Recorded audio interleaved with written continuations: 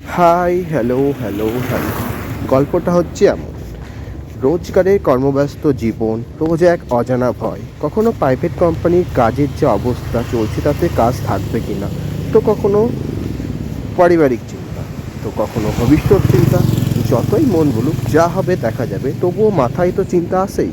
So এই সব থেকে দূরে আবারও বেরিয়ে পড়েছি ভালোবাসার টেনে ভালোবাসার কাছে, আবারও তার সাথে দেখা করতে, শীতের দিনে তার সাথে একটু চা খেতে, একটু একান্তময় সময় কাটাতে, শান্ত পরিবেশে একটু শান্তি খুঁজতে। আরে দাঁড়ান দাঁড়ান, আর না হলে বসুন, তবে আগে শুনুন শুনুন। এই যে ভালোবাসার কাছে যাচ্ছে শুনে কত কি ভেবে নিলেন, কে সেই ভালোবাসা, কোথায় থাকে, কেমন দেখতে, আর কত কিছু না জানি।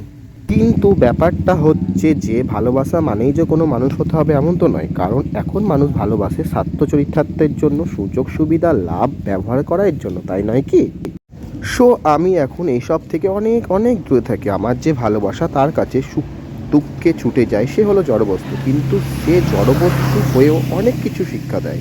যেমন কিভাবে একা চলতে হয়, সবার থেকে আলাদা হয়ে একা দাঁড়িয়ে থাকতে হয়, একা লড়তে হয়, একা সমস্ত ঝড় জল মোকাবিলা করতে হয়, একা বাঁচতে হয়, বারবার ভেঙে চুরমার হয়ে পড়লেও আবার গড়ে উঠতে হয়, আরও কত কিছু। আর সে আর কে নয়, সে হলো আমার বর্তমান ভালোবাসা, অনলি ওয়ান পাহাড়। বর্তমানে সে আমায় ডাকে ভালোবেসে, আমিও চলে আসি তার কাছে।